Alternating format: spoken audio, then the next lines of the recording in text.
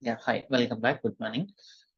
So till now we learned many concepts like Terraform and then Ansible and then CI process, okay, Jenkins, how to create a pipeline, and then yesterday we practiced Git as well, creating the feature branches and then raising a pull request and merge versus rebase, the merge strategies like creating merge commit or else rebasing. So all those things we learned till now, but we need to mix all those concepts to make it a practical application.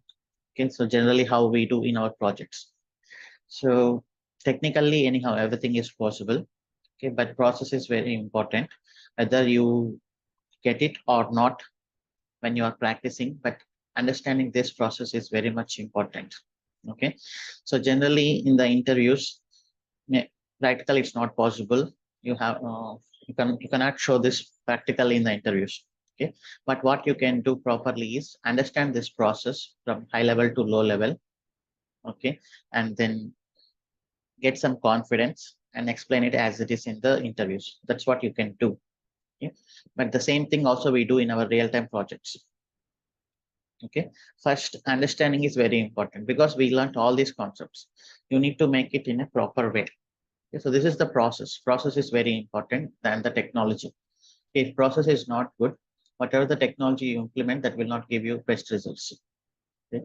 So that's why everybody says, like in MNCs or big companies or big persons, well-known persons, they always say process is important. Technology is never important because if the process is not good, you will never get the good results out of the technology. Okay, first we are making out the process. This is the process. Okay, so just imagine a RoboShop project we got from to our company.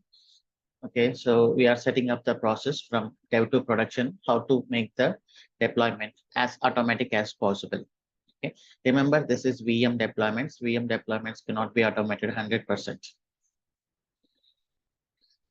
So first thing, creation of infrastructure, and then here we are checking out the installing VPN.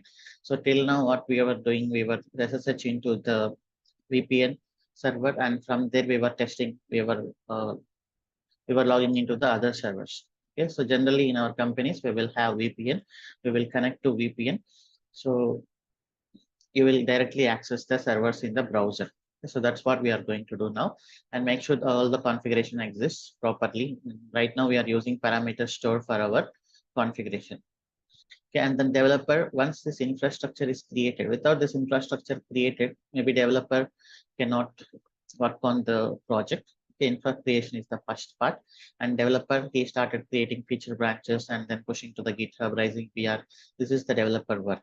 And the DevOps engineer, we need to configure this pipeline. Yes, this pipeline for the developer to do the continuous integration process and the deployment in the dev environment. So this deployment process is a little bit heavy here.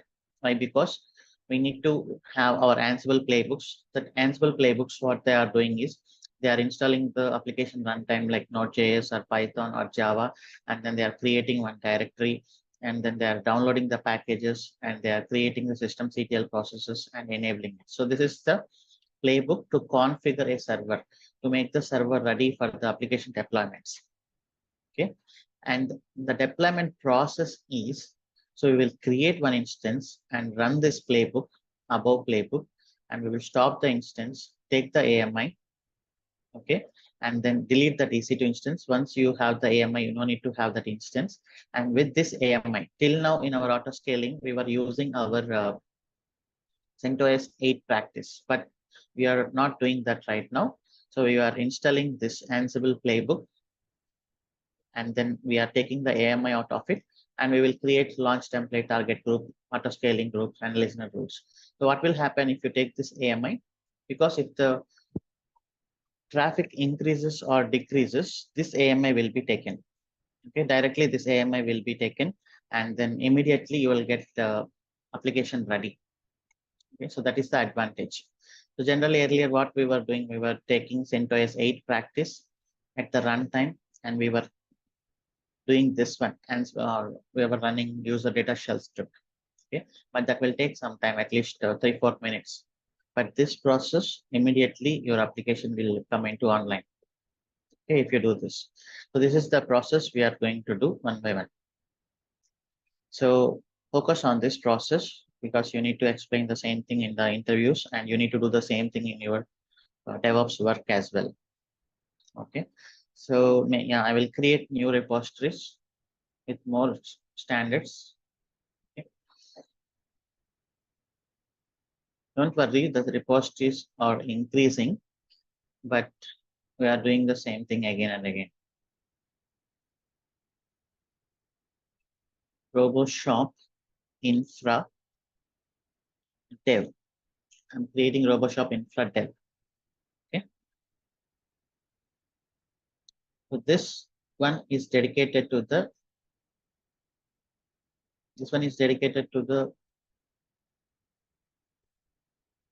RoboShop in dev project only. Okay.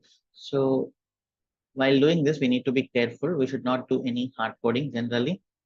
It just tell me if I'm doing some hard coding, right? Hard coding the values. And yeah, let's make it more parameterized. Like, and no hard coding generally. Yeah, I'm just taking it. RoboShop Infra Standard. I'm taking from here. Here, carefully observe here. And variables. I'm taking RoboShop and then dev. This is the CIDR block. This is the dev. This is fine. Let us see anywhere it is hard coded. And make sure, so I saw a few errors in the Slack yesterday. So you are getting the Terraform AWS VPC advanced not found, because if you are referring it like if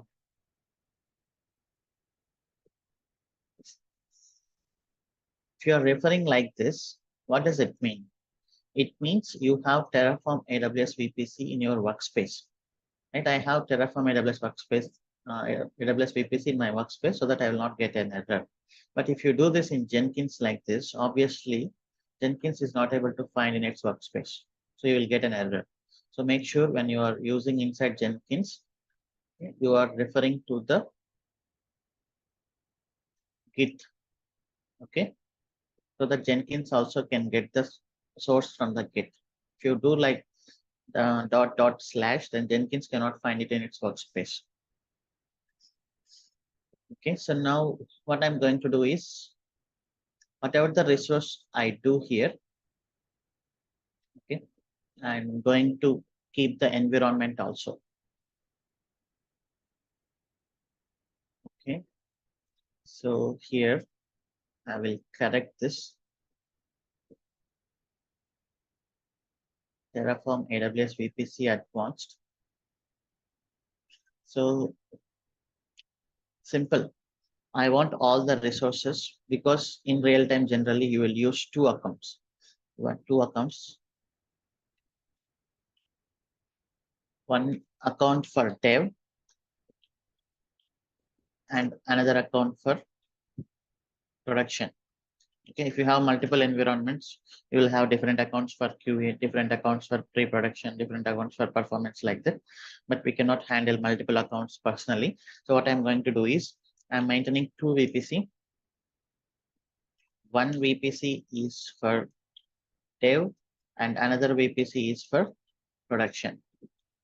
Okay, so it's the same, whatever it is, but it's isolated. You know that VPC is isolated from everything. It's virtually private cloud. So while creating the resources, I want something like name hyphen environment, because the same account we are going to create multiple resources. It is always good if you have name and then hyphen environment. Okay. So what I'm going to do here is for the time being, and I'm not going to create Terraform resources through Jenkins. It's not much advantage in Jenkins because it's like just three commands: Terraform init plan and then Terraform apply. Okay, so I'm going to create creation of resources, intra resources. I'm doing it.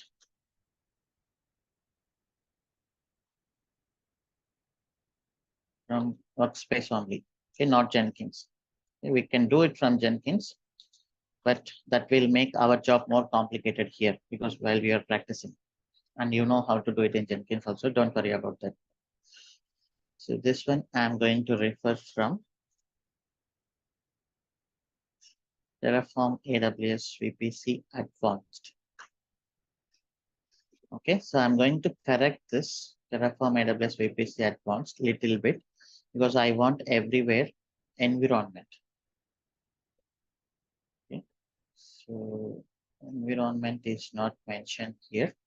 What I'm going to do here is variable environment. Okay, and here I need to pass obviously env equal to var dot env. Okay, and here I need to create the environment variable as well. So it's already there.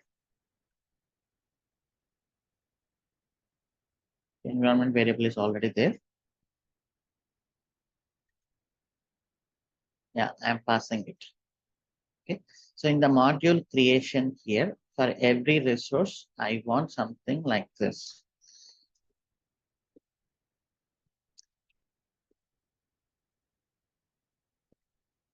Var dot env. Okay, project name and env.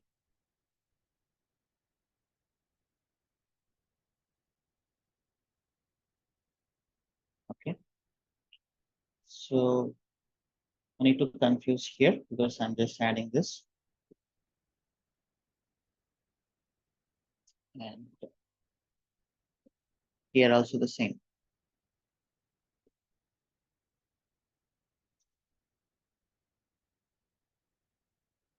Var dot env. And so here also I'm just adding RoboShop -dev public, something like this. Here also same. Same here as well. And here also same route tables. And then route, there is no name anyhow. And NAT gateway.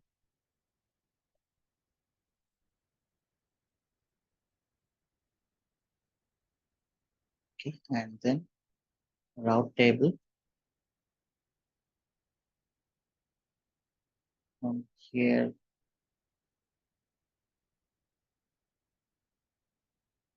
database route table subnet group.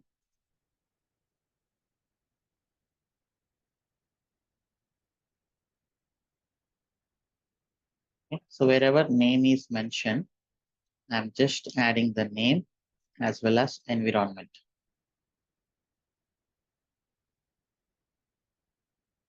Okay.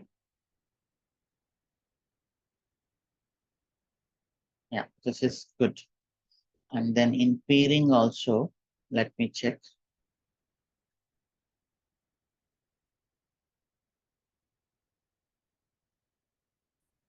In peering also, I'm doing the same. Okay.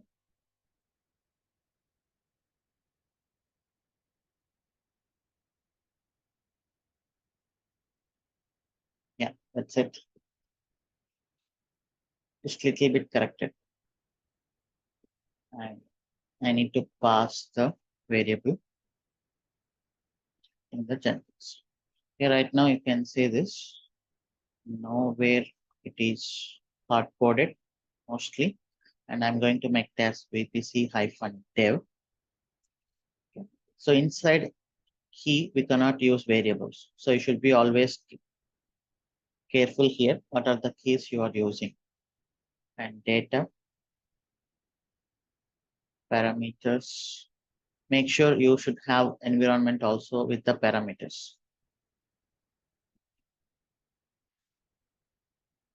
Okay, so this is good. Now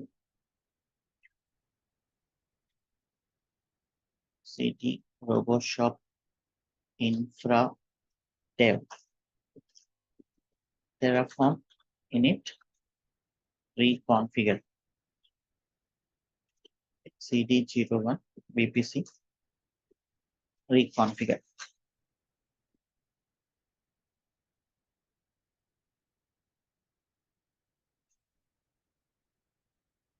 So when you are practicing, just see this where is your module. Okay, my module is in my workspace only. Okay, and Terraform plan.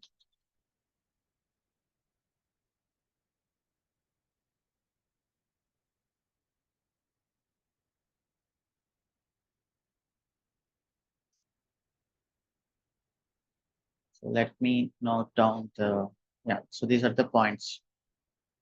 Name hyphen environments. Make sure all resources name have environment.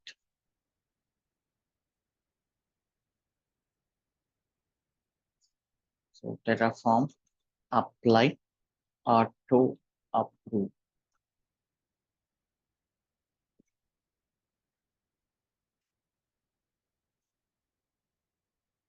That is the one thing. And next, let us create our firewalls.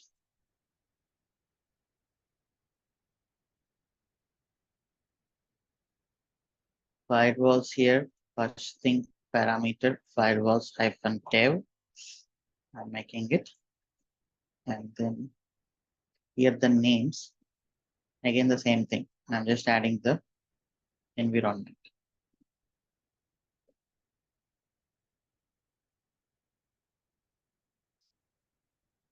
Terraform AWS security.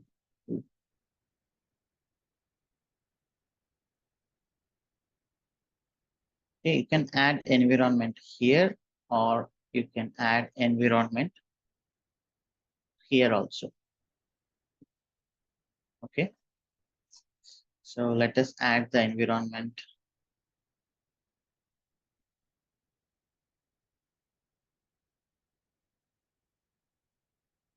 Here, while creation of the resource. Okay, I'm referring the security group. Project name is fine. And this one,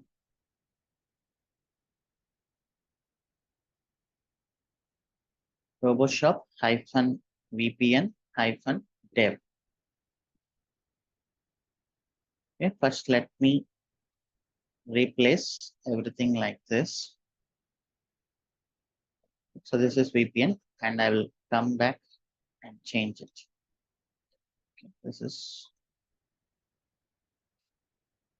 so instead of VPN. Okay, so I'll come back and change it. So just names I'm changing here.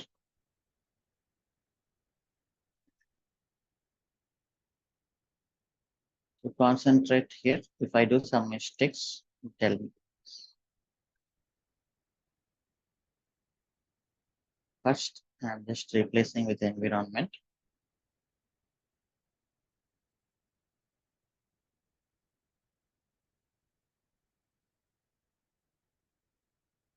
User cart shipping element.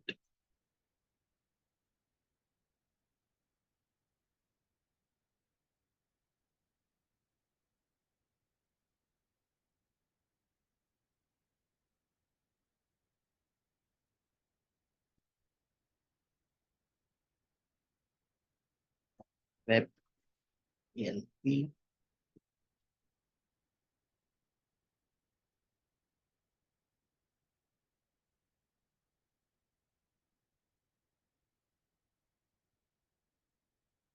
Okay. Yeah. So that's all. Now just changing the names. MongoDB, MongoDB, and then this is Redis, Redis, MySQL,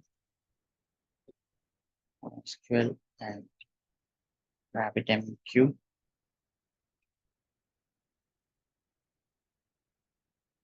catalog. So it's small. User.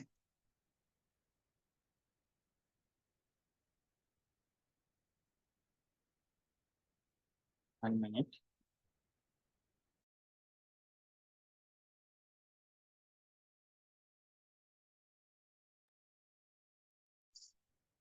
Cart.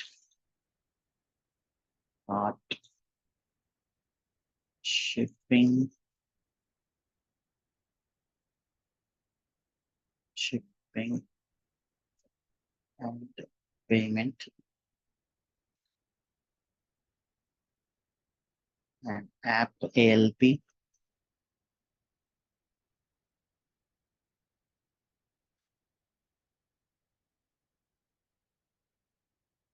And here web. Here web. Web ALP. And then web ALP. So that's it. Names I added with all environments.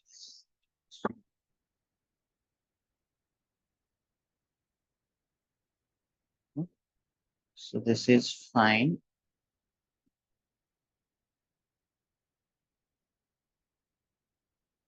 Yeah, this is fine. Let's see.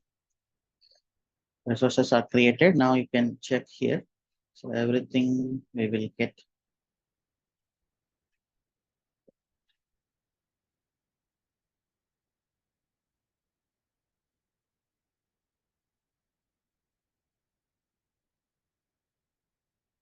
-dev, -dev everywhere.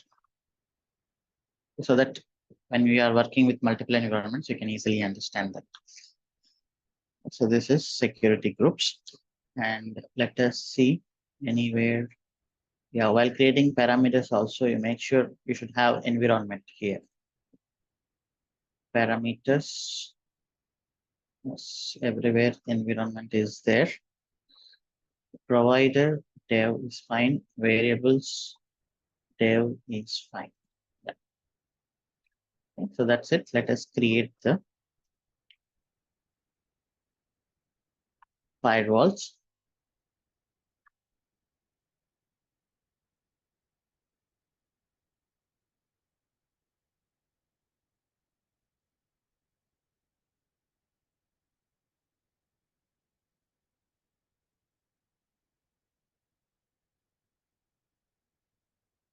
Applying it directly. Okay, let it apply. So next thing is VPN. Okay, VPN also data source is fine. And main.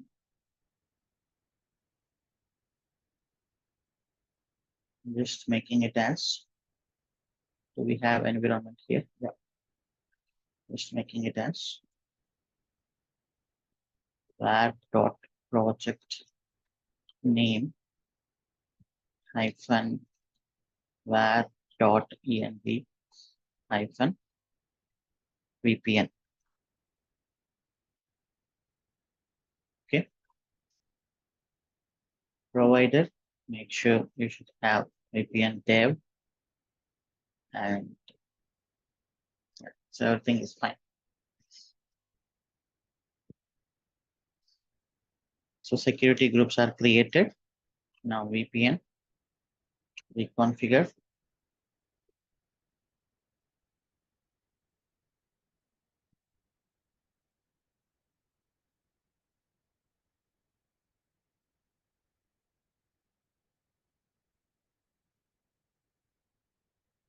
Light.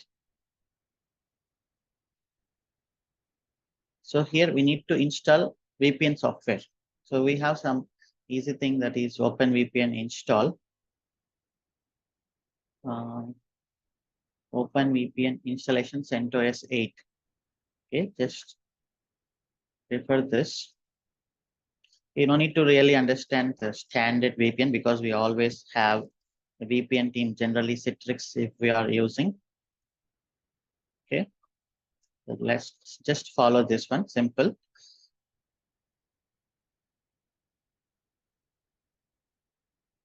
So what are they saying is copy this script because the script is written by him. So there is one guy who wrote the script and we are just running his script. You can always check how he has written here. Okay, and then so okay, no need to open, run the script.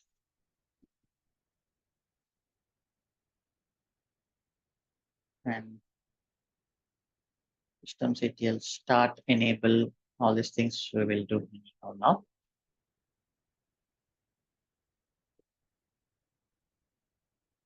Okay, let's our EC2 instance to create.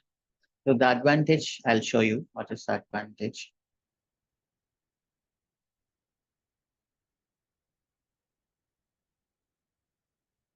So VPN, like this.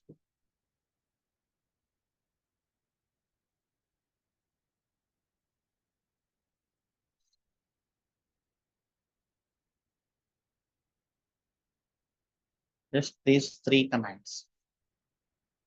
First, downloading his script, and then giving the execute permissions.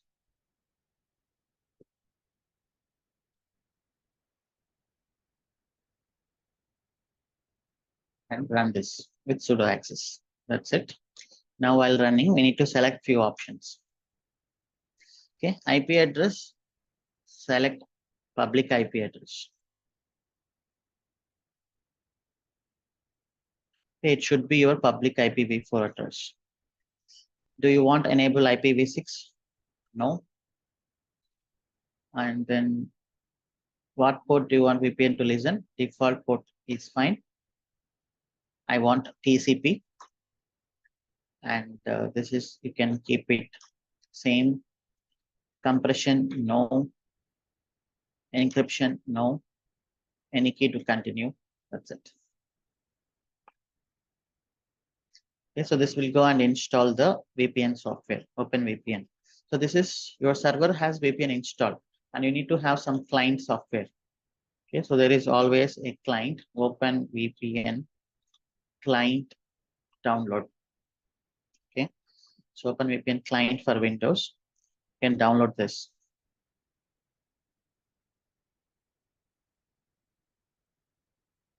Client, it's this one. Okay, once you download, you will get OpenVPN software like this. OpenVPN Connect. Okay, here you need to add your profile. So this profile, we will get it from here.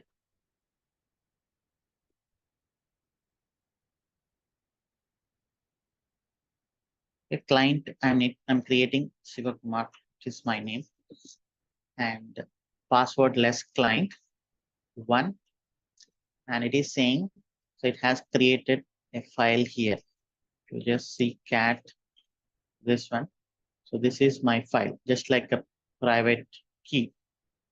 What I'm doing here is copying this and I'm pasting it somewhere. Pasting it in Notepad. Make sure you don't have any new lines. Save it anywhere. Just saving it here. Sivakumar OVPN. Okay. Open VPN. That's it. Extension can be anything. Don't worry. Now you need to upload that file here.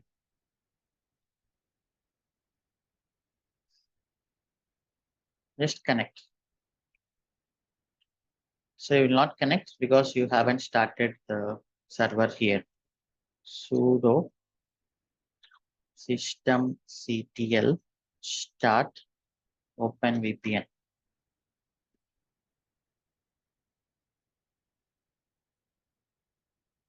OpenVPN-server.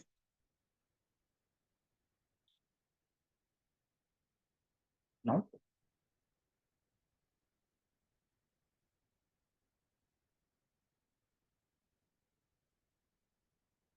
Okay, and then enable this.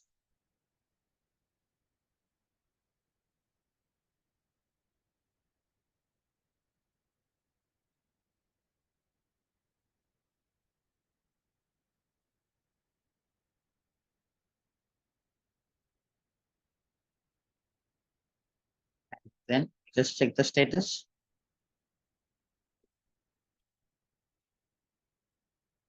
It is running. So now I'm connected to the OpenVPN. Right, let us see.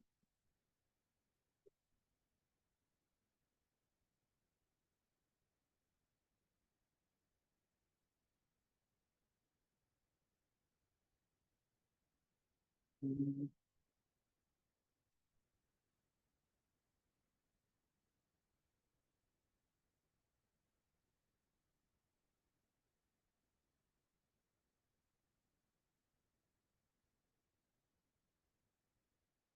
Not take this much time.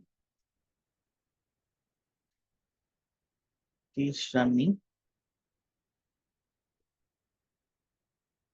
Just let me see this. Sivakumar VPN, TLS.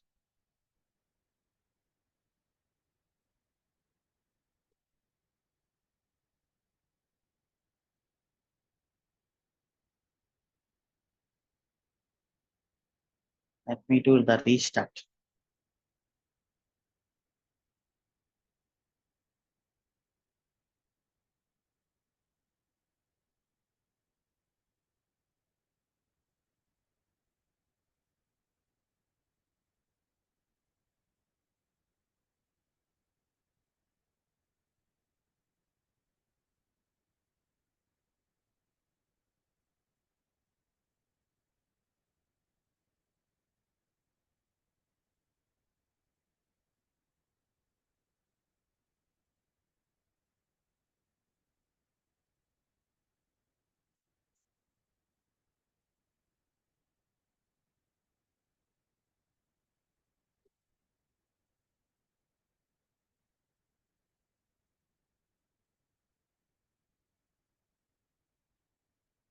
Netstat -lntp. Oh, something wrong. Service is running, but the port is not open.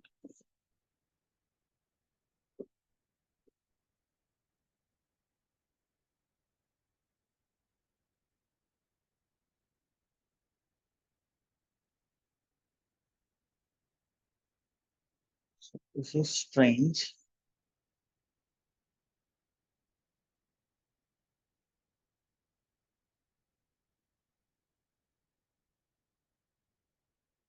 Let me stop and then run once again the script.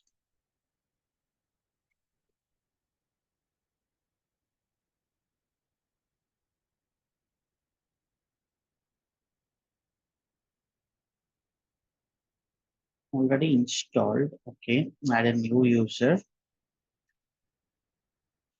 Client name, Reddy. Use passwordless. So we got it, but system.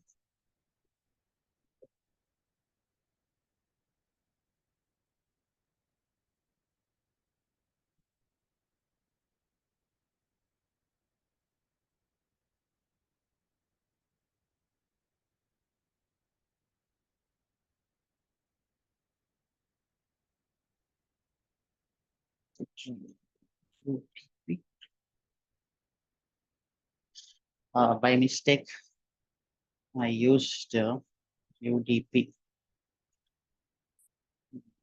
How can I change this?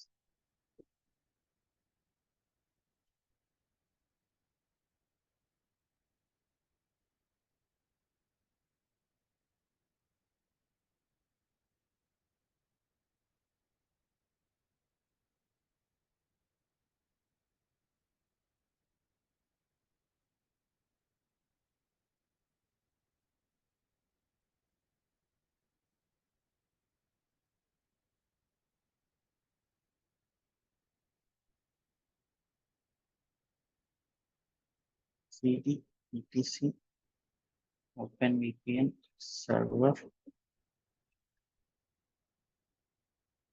If instead of doing like this, let me delete this instance.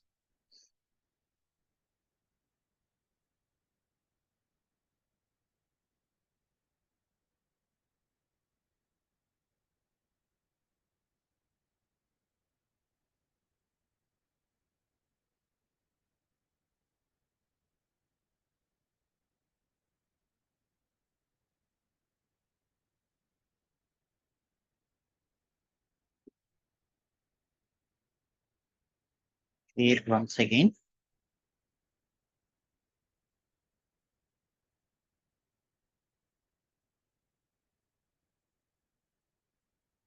So internet works on TCP protocol. UDP is a different protocol.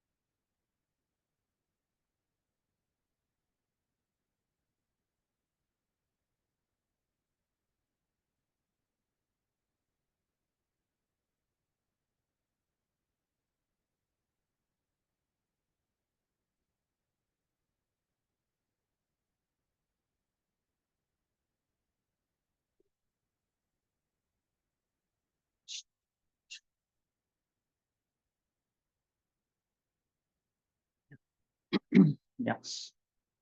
So let's download the script.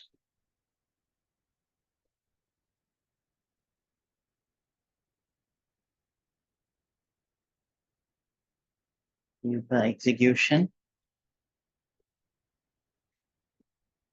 and run it. So while running, just carefully select the options. So give the public IP address.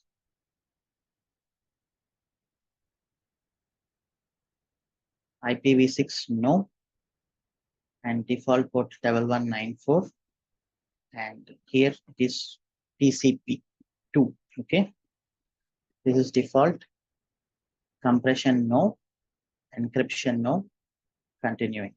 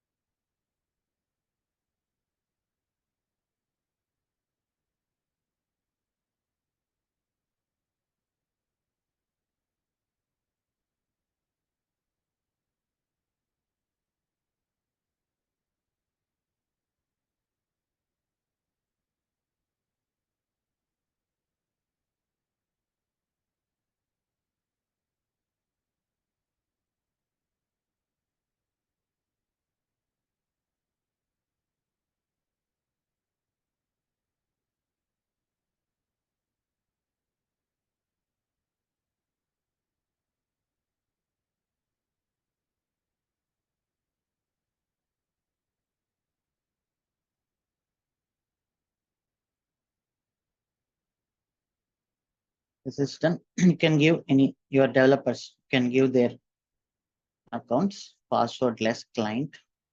Yeah. So right now, this is my key.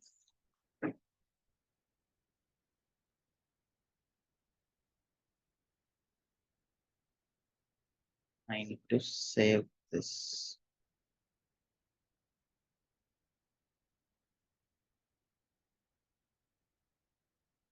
Okay. And now upload.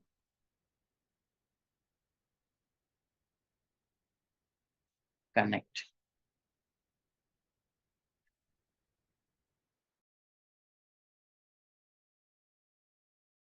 started. Maybe this guy is already starting in the background.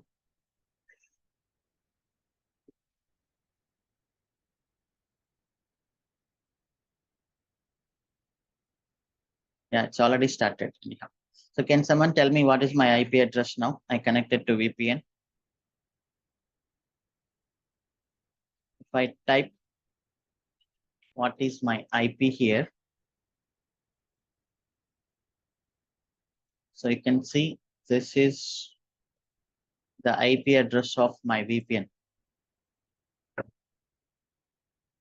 right? So now technically I am inside AWS, right? So I'm inside AWS. Now I can use private IP address.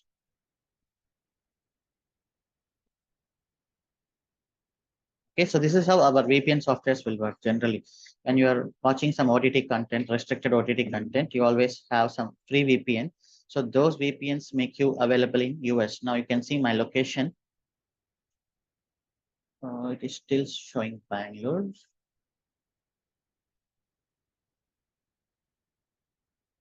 Maybe this is not, this is showing the exact location actually.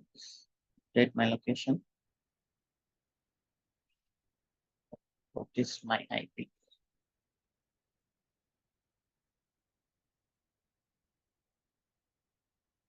Not in Bangalore also, but now you can see here,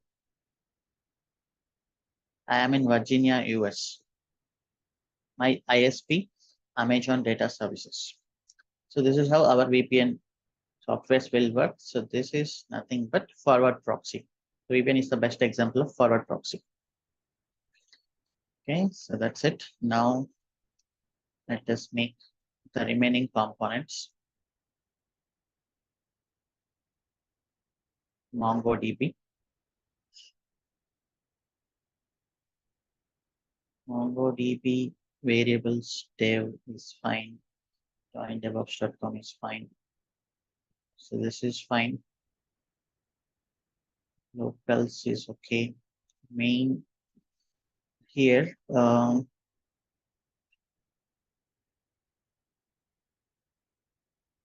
going to use as this one. This name I want like this.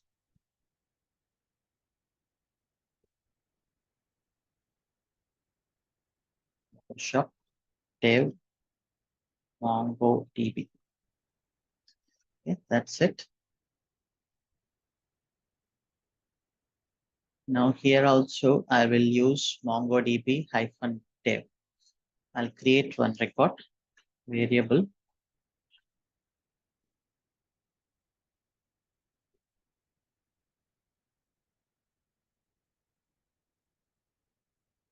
MongoDB record name. I'm going to use it as default.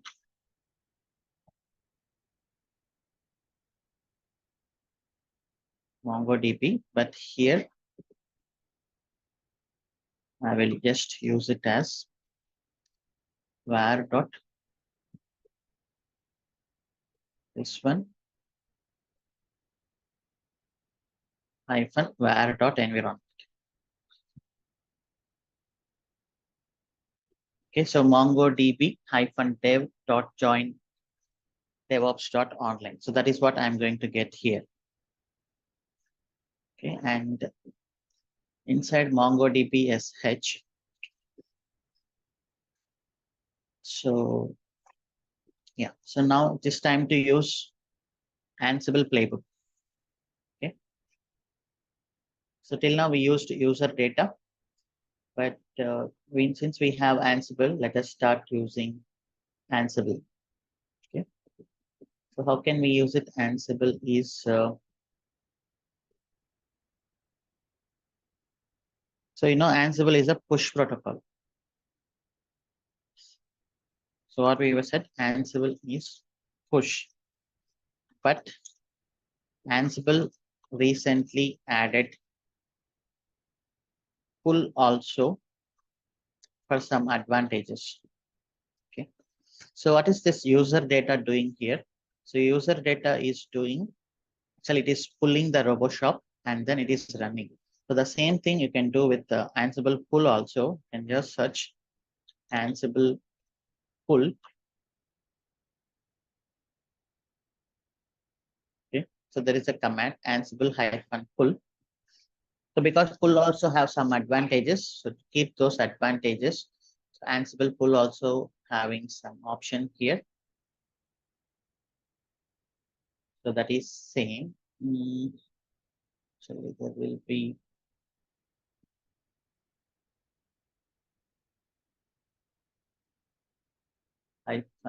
Ansible pull. How can I use it? Let's see this.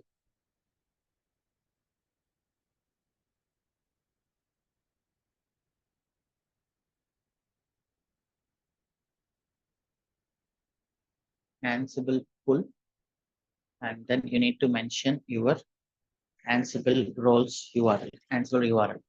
Okay. So now we need to work on Ansible RoboShop roles also. Here,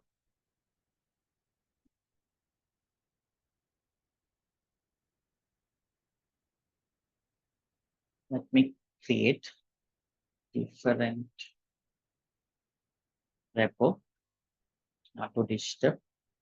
I'm going to rename this as Ansible RoboShop roles for Terraform.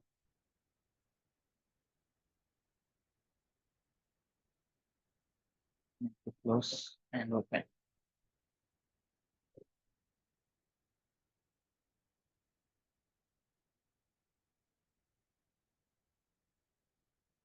So we are working with multiple things like Ansible, Jenkins, Terraform at a time. You need to remember those concepts.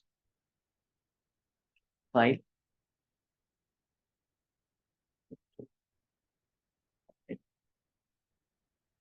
recent, this one. Okay, Ansible RoboShop roles -tf. So what I'm going to do here is pull is always in localhost because you are pulling into the local server, and then component I will keep it MongoDB. Generally, I will call it. And here inside MongoDB, so we have the tasks like copying the Mongo repo, installing MongoDB, and starting, enabling, and restarting.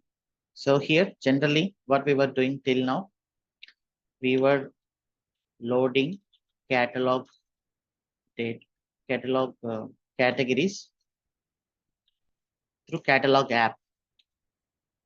Okay? So this is not good anyhow because we don't want our application engineers to load the data. It is DB team responsibility to load the data. Okay. So that's why generally sometimes you are facing an error. If you are running the playbook multiple times, so you are getting an error. So data is already there. Data is duplicated because application team is trying to load with application deployment. Okay. So that's not good anyhow. While creation of the MongoDB server, we have to load the data. So what I do here is, so we will have our catalog somewhere. Like, let us extract the data.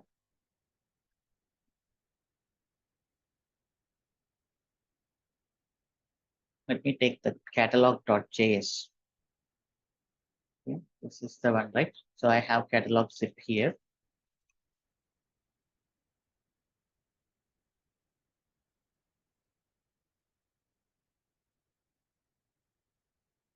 Let me take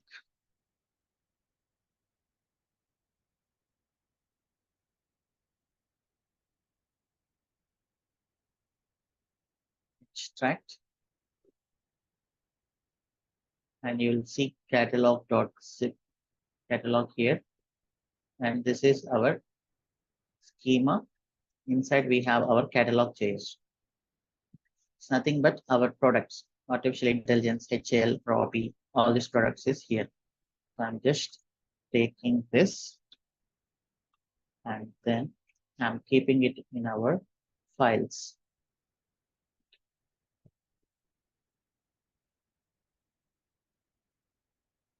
Oh, sorry, not catalog, MongoDB.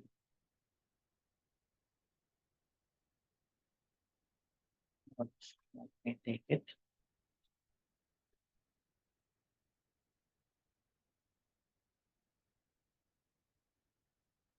Catalog.js. I'm keeping the data here, and here our MongoDB repo. Inside tasks, I'm going to add one more task. So that is add the catalog.js also here. Copy catalog.js.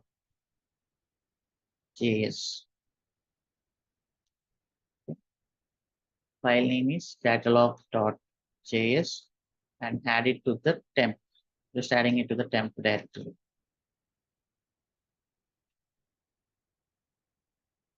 So now I want to load this also.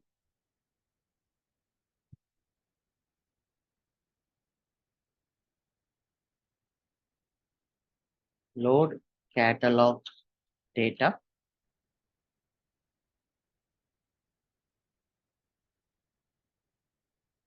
Name. There is generally the task we have here inside common task load mongo. This is the command.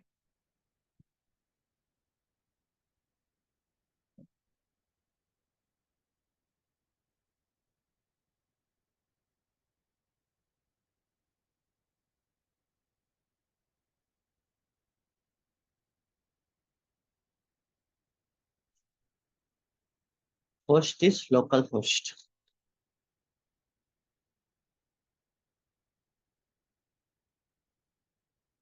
Temp catalog.js. Okay, that's it. Not doing anything new. I'm just loading the data as part of MongoDB component. First, I copied here to the server into the temp location, and then I'm running it because it's already in localhost. I'm giving it as localhost. Okay, now I need to create this repo.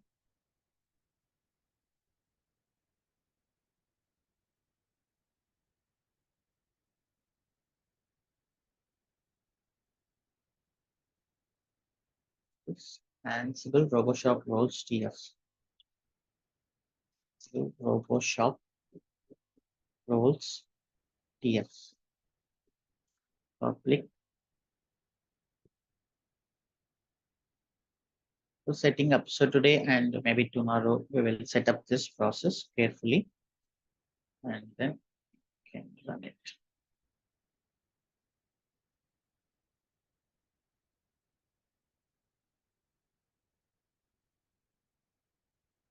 CD Ansible RoboShop roles TF.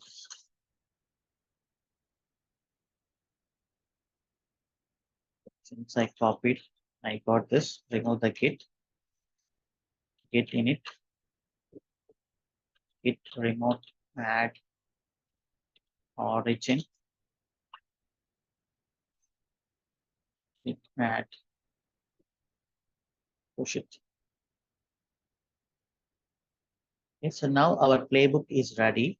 So we have this one main.yaml. Obviously, when you are full protocol, you will use it in local host. It needs component, and let us add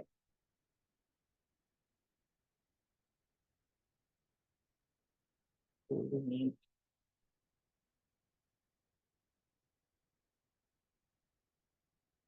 yeah, that's it. Anyhow, so now how should I run this? How should I run this with Ansible pull is very simple. Instead of Ansible playbook, it is Ansible pull -u, your git repo, and then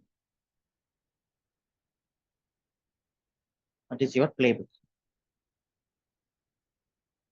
Okay, you need to pass -e and then variables. Okay, so now what I do here as part of MongoDB SH is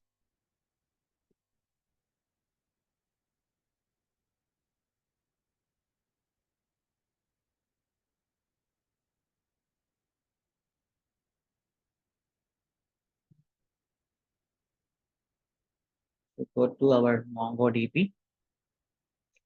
So here you may little confused because I'm working in Terraform. I'm going to Ansible because that's how we really work in the real-time environment. So now to pull this Ansible pull to work, we need to install Ansible. Okay.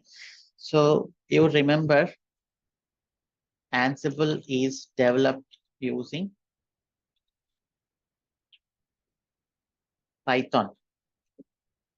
Okay. So we need Python environment generally. Python environment to run Ansible. When you are installing, Python is obviously installed by default. So, but this Ansible, what it is doing is it is installing the old Python. So Ansible to integrate with AWS. So we need something like Boto and Boto Core. Boto and Boto Core, Boto 3 generally.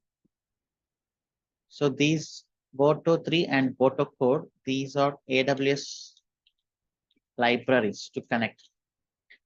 AWS Python libraries.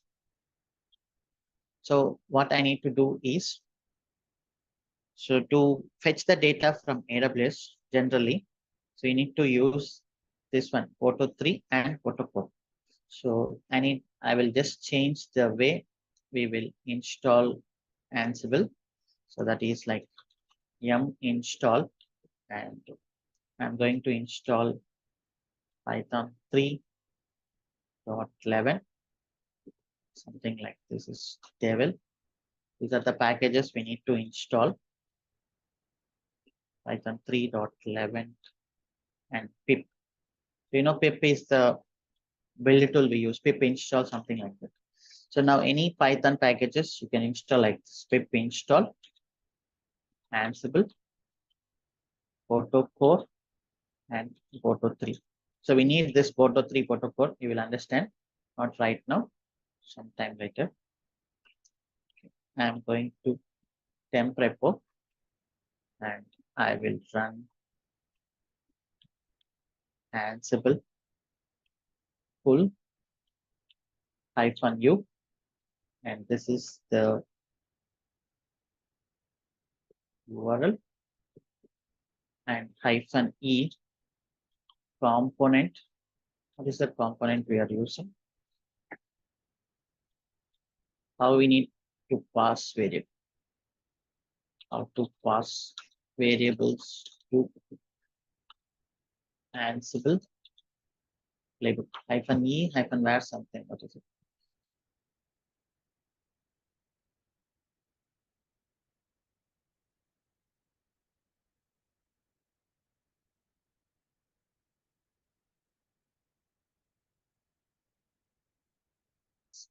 -e. Anyone remember?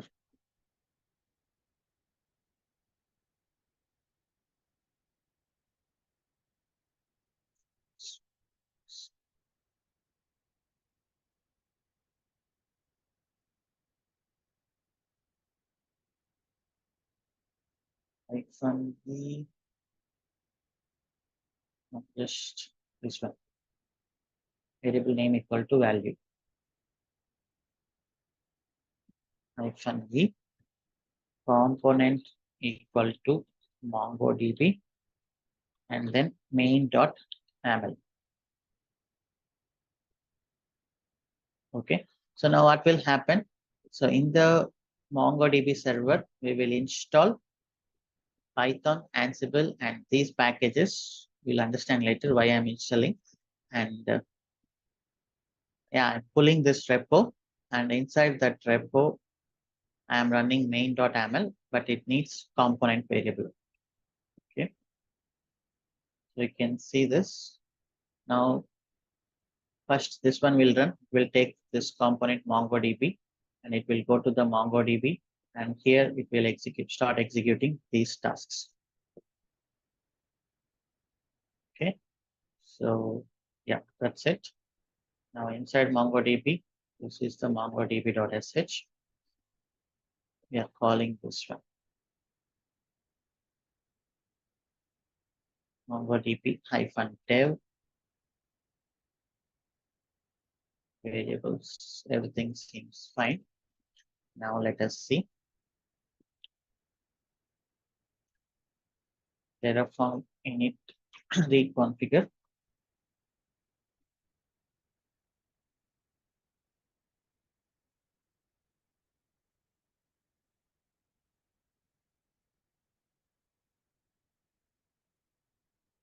So Ansible pull is very popular when you are going for VM deployments. So you no need to maintain Ansible server, right? That is the advantage. Now Terraform apply.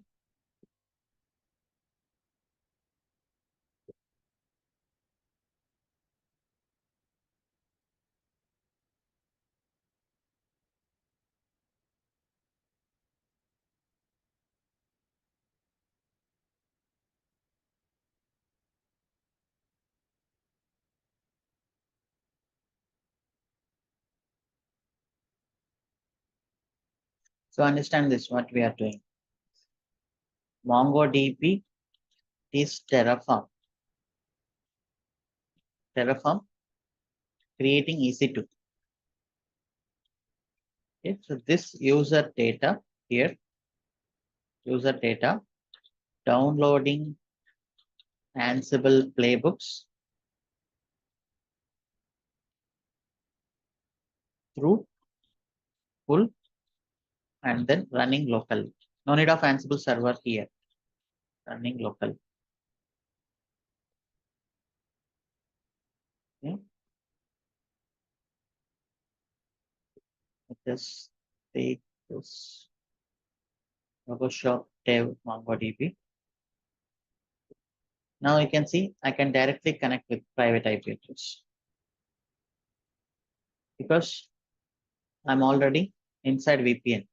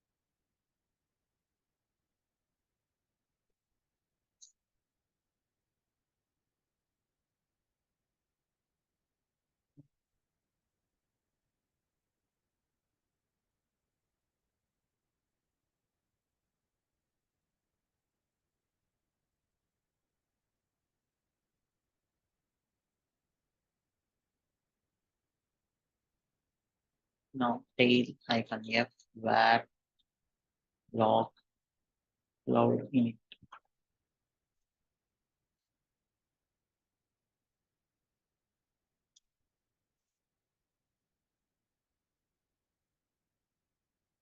So your developers, right, whenever they are using their company laptops, generally, so the VPN team, they will create their profiles and then, so those guys, they either use passwordless or password. So then they connect to the VPN. So now all the traffic, whatever you are using the browsing internet, Google, everything that goes through our VPN server. Okay, as a VPN administrator, I can monitor this traffic and I can control also which URLs you are using. Everything is controlled here. That is why, that is the reason we are not able to open some social media websites in companies.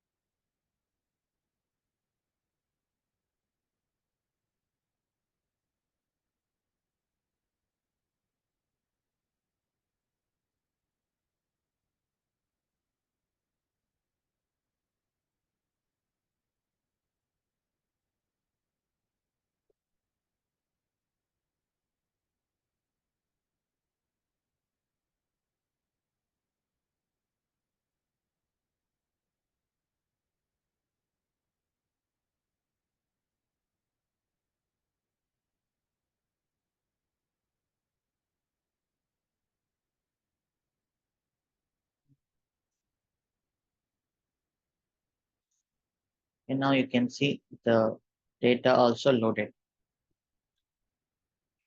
Netstat hyphen LNTP 27017. Let us just go to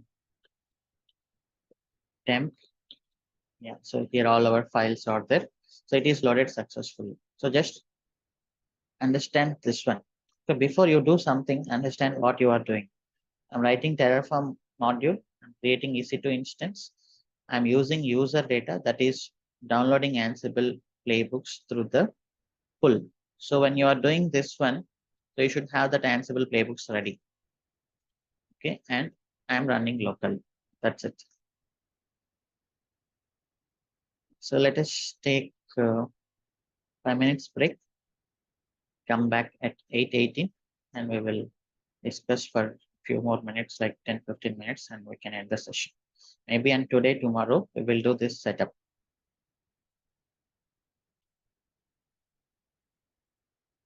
Okay. So next component is app ALB. And after that, we have to work on our CI/CD process.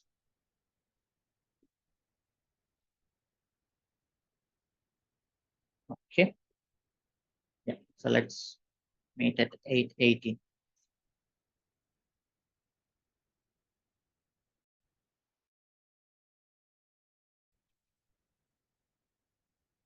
So we got our instance created, and then we got our Route 53 also created.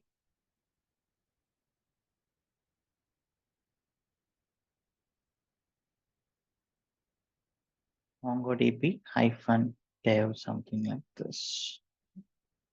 This is what we'll record.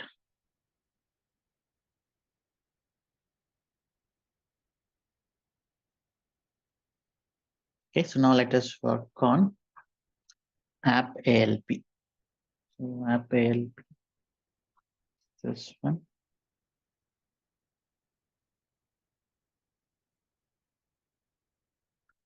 Same thing, just check here. Need to use environment.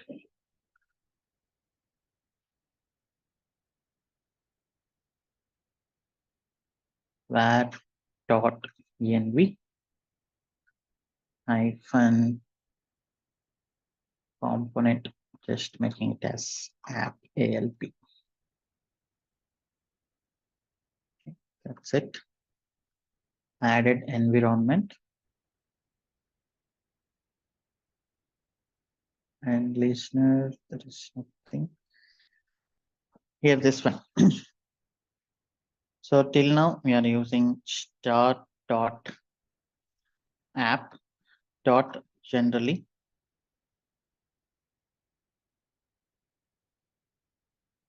Start dot app dot join DevOps dot online, right?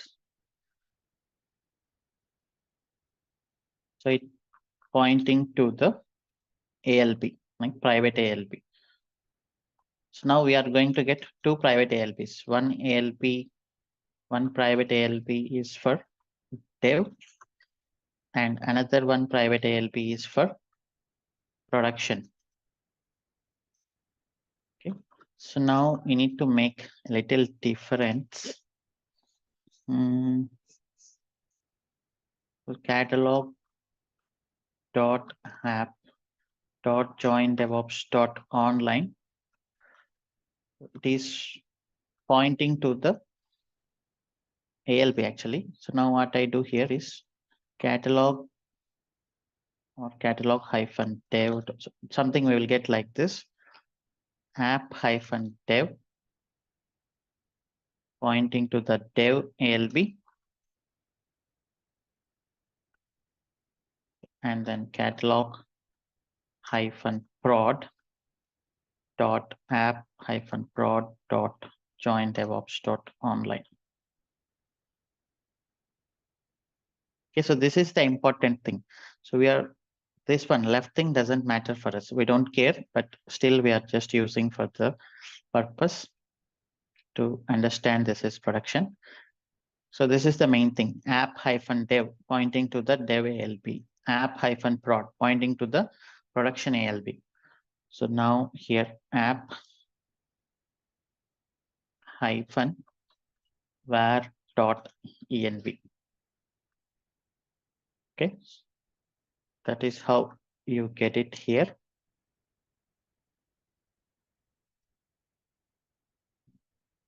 Yes, that's all. And inside parameters, anyhow, I'm storing with env and app-alb dev variables is fine.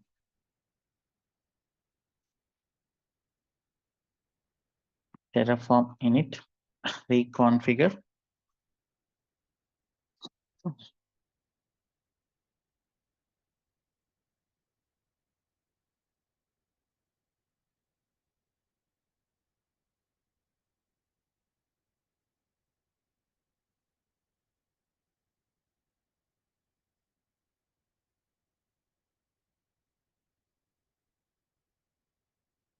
Terraform apply.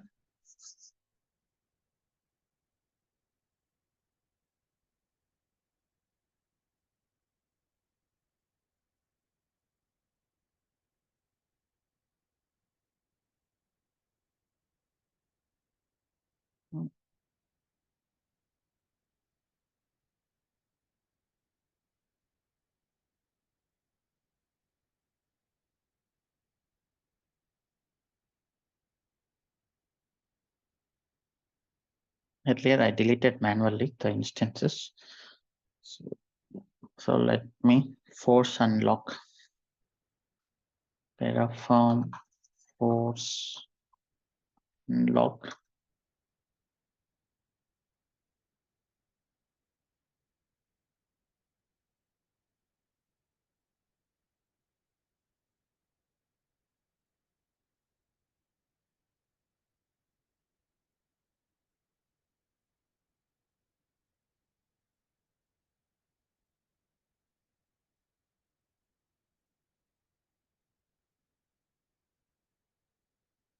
So we'll get load balancer here.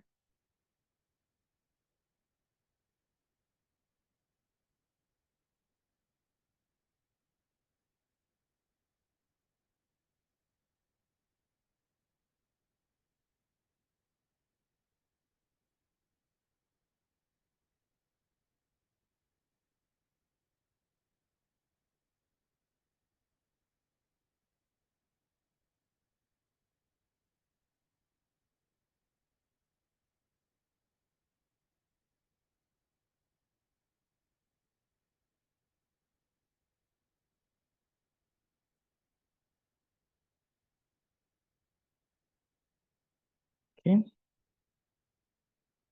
So here our Route 53.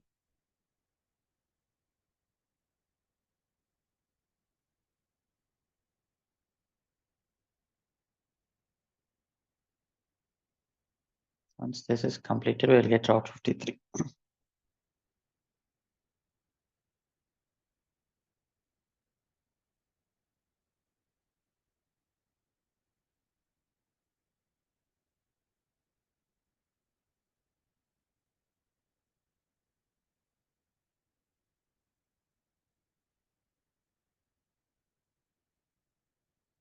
Generally it takes 1 to 2 minutes.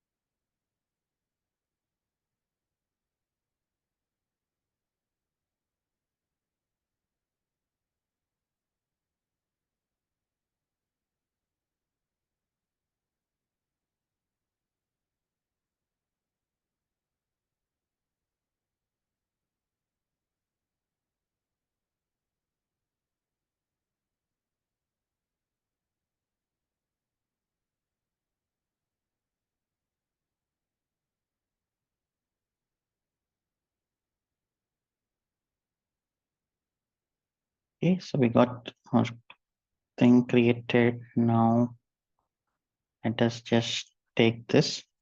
Okay, whatever you give here with something, whatever it is, something dot. So it will point to our private load balancer. You can see this. So I am getting the response even from the private load balancer because I'm already inside VPN. Now, if I'm not here, I will not get the response. You can see all the servers are logged out. Now you will not get the response. Okay. If you are with VPN only, you will get the response.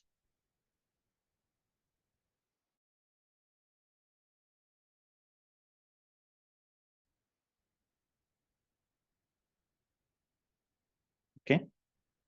So make sure when you are using VPN, if you're not confident on VPN, you can still skip that, skip the installation, just follow the whole process, what we did. Okay. So now this is the infrastructure we prepared. So now we need to just discuss a simple thing.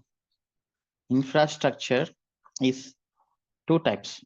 One is project infrastructure and another one is application infrastructure. Okay. So project infrastructure generally mostly one-time configuration, VPC, VPN, and then load balancers, and then databases, and yeah, Route 53. So these are the one-time changes generally, but application infrastructure keeps on changing. So do you think our EC2 instances are permanent in the cloud environment, or it will be created like temporarily? So EC2 instance are permanent or temporary? Can someone please type in the chat?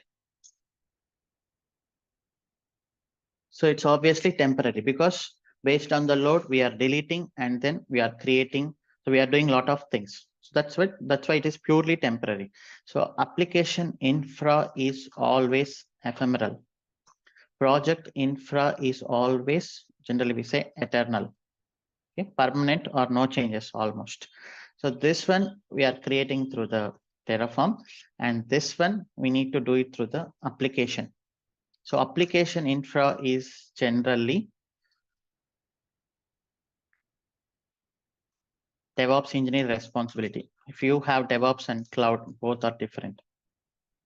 DevOps engineer or developer. Because we don't know. As an infra engineer, for example, as an infra engineer, you are working for multiple projects like RoboShop and other some few companies. So infra engineers are separate, DevOps engineers are separate. So as an infra engineer, you created this infrastructure and you provided them. But this application infra, we don't know about the application. It is the DevOps engineer or developer responsibility to create this application infrastructure on top of this one. If you don't have project infrastructure, obviously you cannot create application infrastructure. Okay, we have the project infrastructure ready. Now we need to create the application infrastructure. So this one, I'm going to create it through the Jenkins. Okay, so yes, so we have all the components ready here. Now I don't create anyhow catalog component, user component. Those components are not through the Terraform. Those components are through the Jenkins application deployment. Okay, because it is ephemeral, temporary. Okay, so now the first part is done. So this one is done, at least for catalog and MongoDB. And the second part, so now we will say infrastructure is ready. We will inform to the RoboShop team, team. So RoboShop infrastructure is ready. You can start developing. You can start developing and deploying. Okay, so what those guys will do, they will create one repo catalog. So we already have that, right? Catalog.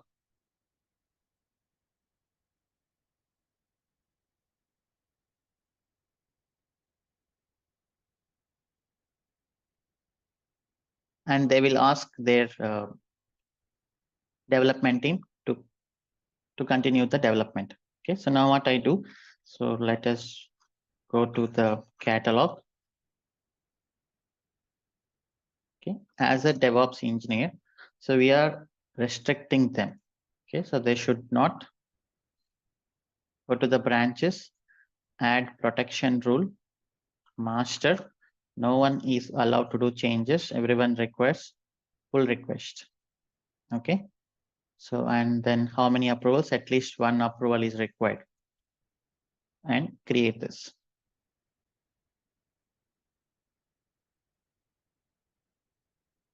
Okay, so now the protection is in place. So these guys, they must create the branch, git branch, and then I'm going to create some feature one. Generally, you name it. You will have proper name, okay? Based on the feature you are developing. Git checkout feature one. Okay, now I'm inside feature one. So these guys will do some extra features, but right now we are not the developers. Now what we can do here is can just change some application code carefully because we don't, I'm just adding one more extra K. Either it's a simple extra character or comment also, it is fine. Okay, or let us add some comment. So actually, this is done by developers, but to reflect that, we are adding some comment. And imagine this as extra feature.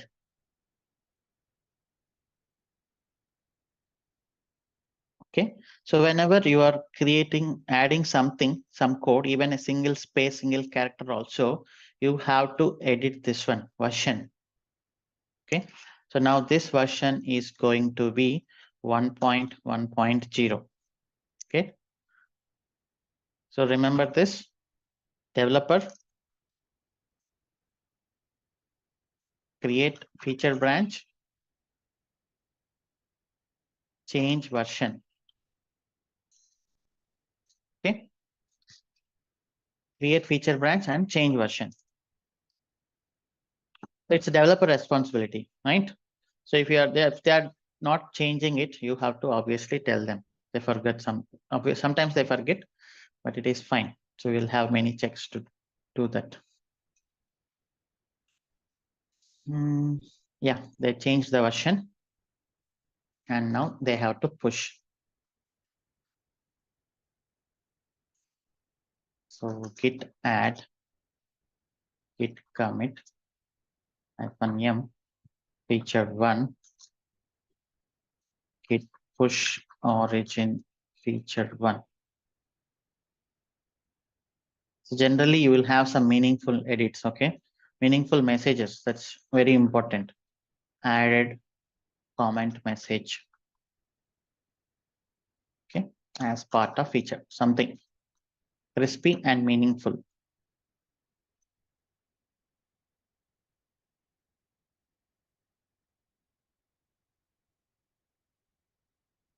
Okay, so now, so developer is doing the development. Now our responsibility is to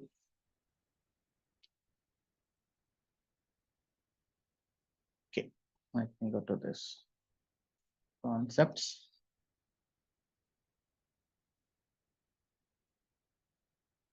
Okay, so our responsibility is to set up this pipeline. Okay, clone, install dependencies, unit test, sonar scan, build, static application security testing, open source library scanning, publishing to the Nexus, and then going for dev deployment. So what is our goal here? Every commit developer is doing to remote repo, we need to trigger pipeline that checks everything. Okay, so generally when they do the commit to the push to the Git is while leaving the office, right? Maybe today morning they will start the work, but while leaving the office today evening, so they will push to the remote repo. Okay, so that is their responsibility and best practice. So when they push some code for today, So it's our responsibility to trigger this pipeline automatically. And then we have to just check. So this is the integrity, continuous integration, how his new code is behaving. Okay, how his new code covered unit tests, how is the scan on the new code, is it the new code is building properly, and then static application security testing, is he added any libraries, we have to scan it again, and then he has to push, and then we need to check for the deployment. Maybe the deployment may be failure because he haven't completed, but still you can do the check, not a problem. Okay, so remember this is dev environment. Okay, so you no need to be everything success at a time. So our responsibility is to configure this one. Okay, now you can open this Jenkins with private IP also.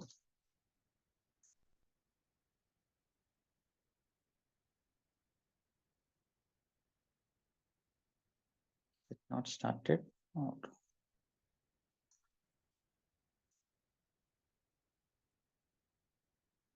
Okay, maybe Jenkins not started. I didn't enable it.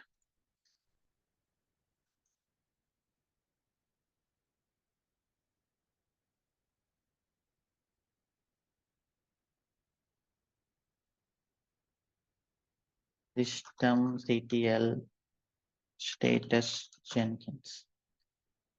Oh, it's running. I'm using which port? Oh, 8081. It's Nexus port. So now I can log in. So this one, anyhow, we will do it tomorrow. So in tomorrow's session, what we do, we will set up this full pipeline as through the Jenkins file, and then later we will discuss Jenkins shared libraries. Okay, and while doing this Ansible playbook, maybe we need little changes like we did for MongoDB. So I will do that little changes. And this is the one we are going to create actually. So creating instance, stopping the instance, taking the AMI, these are the new things. Okay, and this one we already know. Launch template, target group, auto scaling, and tool. So what happens whenever, for example, this is the 1.0.1.1.0. So when he released new version like 1.2.0, so at the time how the deployment will go. So this Jenkins will create first one instance. It will run the playbook with the latest version, and then it will stop it, take the AMI and delete it, and it will update this one. So this will be zero downtime VM deployment. Okay. So we will make sure our application is not down even at the deployment also.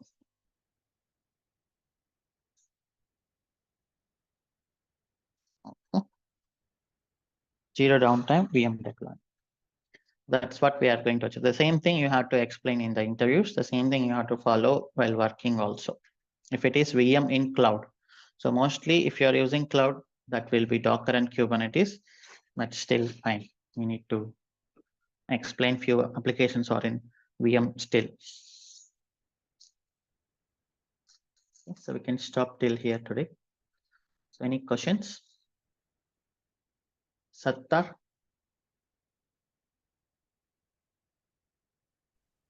Yeah, hi Siva. Yeah, hi. Good morning. Like last week you have explained the parameter sections, right? How to enter parameter. Parameters, yeah, Jenkins file, yes. Yeah, like for that, like if you click on that configuration, right, pipeline option, okay. If you go to like there will be some option is there. Please select syntax. It will generate syntax for our requirement. Okay. Like So is it generating syntax, pipeline syntax? yeah, option is there in. Can you go to Jenkins, please? I will explain. No, not here. Jenkins. Okay. Jenkins. Yeah. So 1 second, I haven't configured it. Let me do some configuration, but don't generate it. Why you want to generate that? So that no, is sir, just for I will explain. POC purpose only. No. Like, no, I am Okay. saying, can you go to there? Like, I will explain. I will tell Yeah. what is my Just doubt. 1 minute. Yeah, sure. It's not opening. Hmm.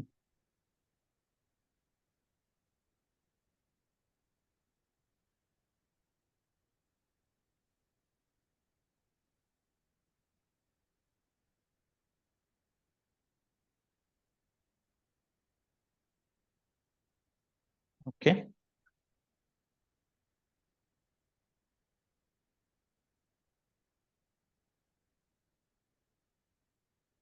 Yeah, tell me now. So come last. Yeah, pipeline syntax.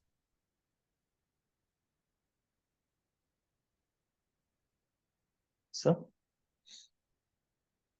Yeah, yeah, tell me. global variance reference, sir. That one. Global variable. Global variable reference. Okay.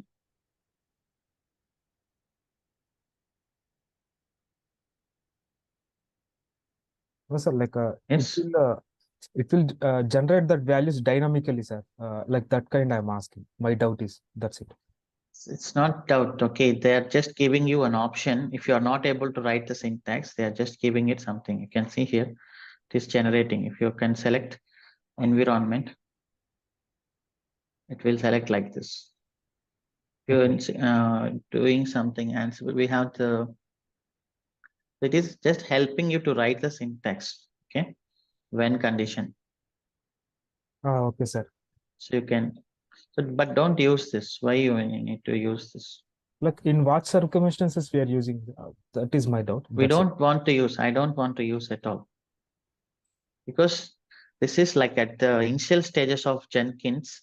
Maybe they gave this one because nobody is aware of the Jenkins syntax at that time. Now it is highly matured.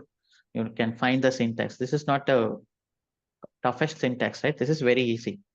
So they are Yeah. just helping you how to you get blocks with the blocks. Now you can get it anywhere in the internet. How to get options. That's it. Nothing much. Now you can see. So do you need this one, this help to write this? No, No, I don't need this one help. Okay, don't worry about this. okay, thank you. That's it. Yeah. Any other questions from anyone? So in today's entire session, we haven't done anything new except VPN installation. So yeah, so this is just make sure you create with the proper variables. That's it. Yes, Srinu? Yeah, hi Shiva, good morning. Yeah, hi, good morning. Yeah, why we have installed the instead of Ansible Boto 3 and Boto Core?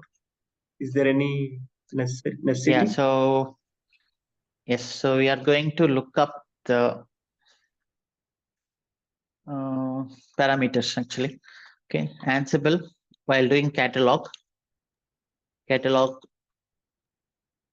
VM, I will get parameters from SSL. Okay, we will see that tomorrow. Oh. Okay. Yeah, our instances like Ansible is using some plugin, SSM parameter plugin, to fetch the parameters from that. So that is, if Ansible wants to connect AWS, definitely it should have this Boto and Boto Core. Janardhan? Yeah, hi Shiva, good morning. Yeah, hi. Actually, I just wanted to extend the question which is asked just now. So we are using the pull mechanism, right, for Ansible instead of the push method. Yes. Pull mechanism means like on individual virtual machines. So we are just running the command Ansible pull and then whatever the playbook name. So in that case, like you are telling that we don't need exactly the Ansible server. So like how this virtual machine is understanding that Ansible command when it doesn't have anything like related to. Actually, we are installing Ansible here itself directly. So Ansible is a very lightweight software. So if you have Ansible server and then nodes, you should have connection between Ansible server and the nodes. Correct. and you have to maintain inventory also. Correct. So maintaining inventory is little bit, Okay. it's little Okay. bit I tough. missed this command actually. I thought that this is lightweight Ansible installation. I did not observe that. That I think is mistake. Yeah, I understand, Shiva. Yeah, Yeah. Ansible installation I got itself it. is lightweight. Okay, so I need to tell Yeah, something lightweight. Yeah. else. Yeah, So got we that. Got have that. two types of deployments, like VM deployments. So that is immutable. Immutable is nothing but you cannot change. So servers are fixed. Servers are fixed. So you have, for example, one dev server. So IP address is always same. So in this case, you can write Ansible playbook with push mechanism. Okay. Okay.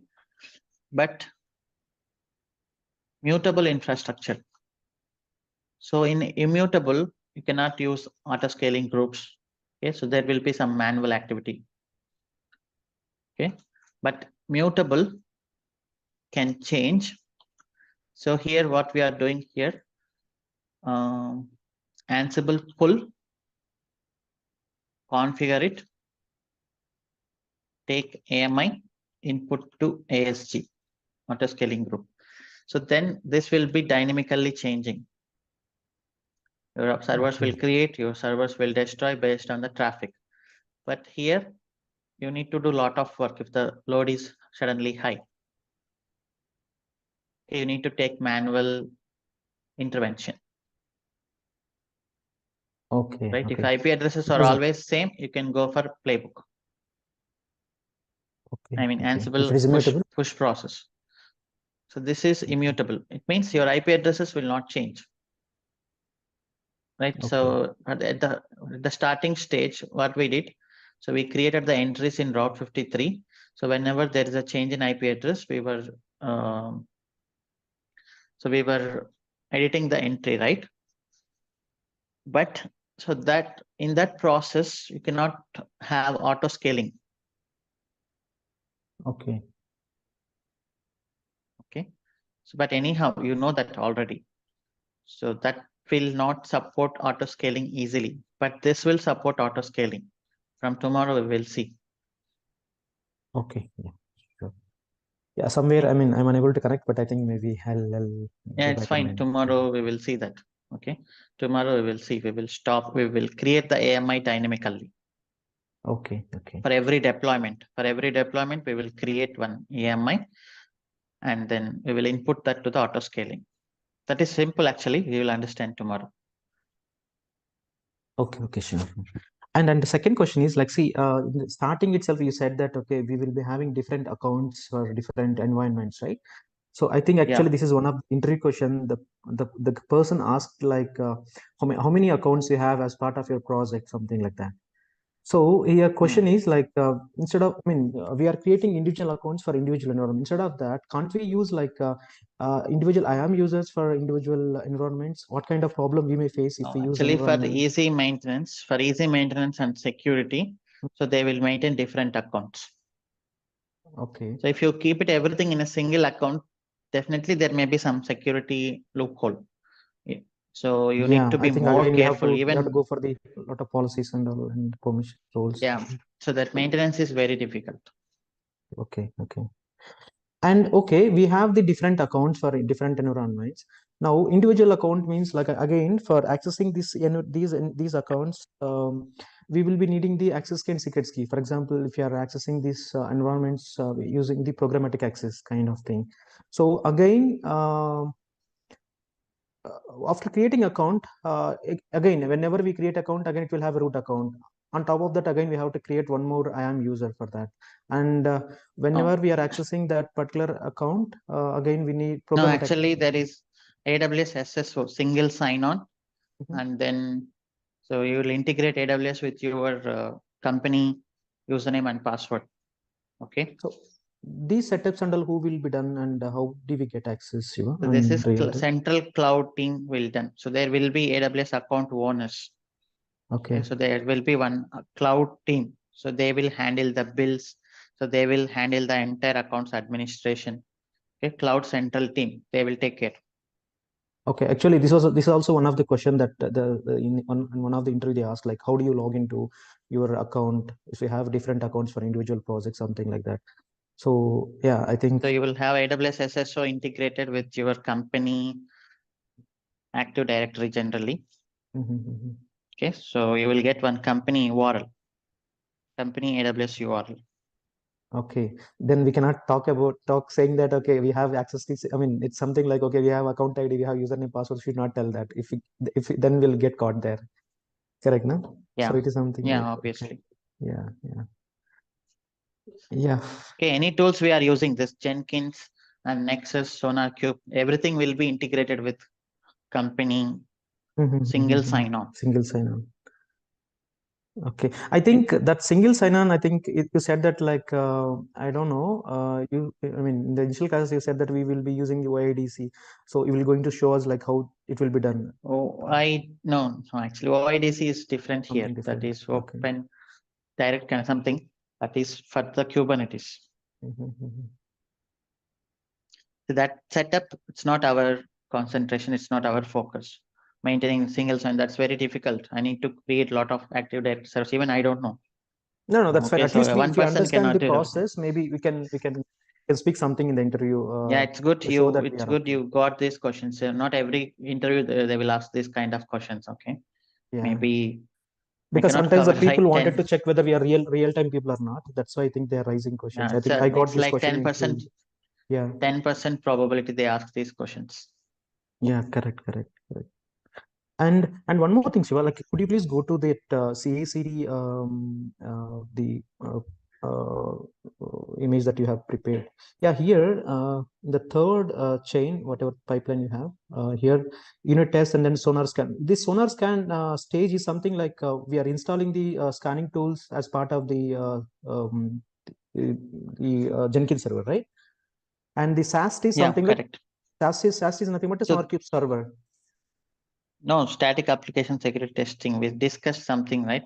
Yeah. So there will be some tools like Fortify. You will have scanner installed, and then there will be console somewhere. So every scanning is, we will install the scanner software and console is somewhere. Okay. The same process, whatever we did for SonarScan. So can we say like SonarQube also is one of the SAST tool? No, actually it is static source code analysis. Okay. Not security purpose, but they added some security things, but not 100%. So it is static source code analysis. That's it. Yeah, I have still confusion. Like, so Fortify and then SonarQube server. Okay, we will discuss anyhow tomorrow. It's already 9 a.m. Okay. Yeah, fine, sure. Yeah, thank you for that. So that's all for today. See you in tomorrow's session. Bye-bye.